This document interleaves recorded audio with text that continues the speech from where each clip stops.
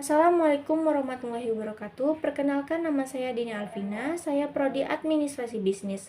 Di sini saya akan menjelaskan dan memberikan contoh 3 macam trem.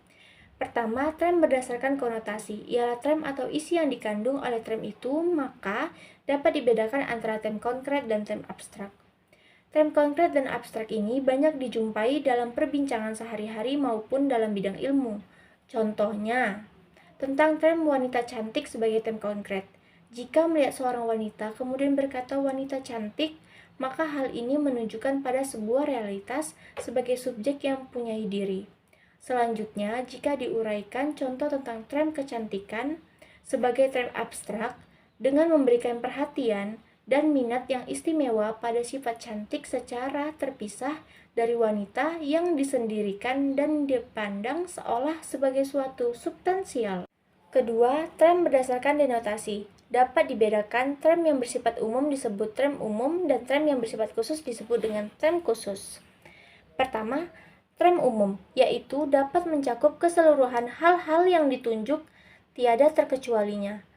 Trem umum ini dibedakan menjadi 2 macam, yaitu pertama, universal. Sifat umum yang berlaku di dalamnya tidak terbatas oleh ruang dan waktu, misalnya organisme, manusia, dan kemanusiaan.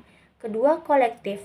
Sifat umum yang berlaku di dalamnya menunjuk suatu kelompok tertentu sebagai kesatuan, misalnya rakyat Indonesia dan bangsa Cina. Kedua, trem khusus, yaitu hanya menunjuk sebagian dari keseluruhan, sekurang-kurangnya satu bagian atau satu hal.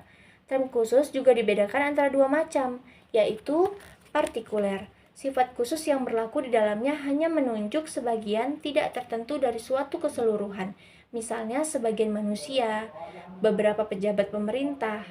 Khusus partikular disebut juga eksistensial. 2, singular. Sifat khusus yang berlaku di dalamnya hanya menunjuk pada satu hal atau suatu himpunan yang mempunyai hanya satu anggota, misalnya Presiden pertama Republik Indonesia, seorang proklamator yang menjadi presiden. Khusus singular sering juga disebut dengan individual. Yang ketiga adalah trem berdasarkan predikamen. Predikamen yang dimaksudkan ialah cara beradanya sesuatu. Dalam menghadapi sesuatu yang masih asing dan ingin mengetahui lebih dalam lagi, maka pertama yang perlu ditempuh ialah mengadakan penguraian secara kategori. Predikamen yang dimaksudkan adalah menunjukkan cara beradanya yang paling umum, dibedakan menjadi 2 macam, yaitu predikamen substansi, yakni hakikat zat terdapat dalam diri yang dapat berdiri sendiri.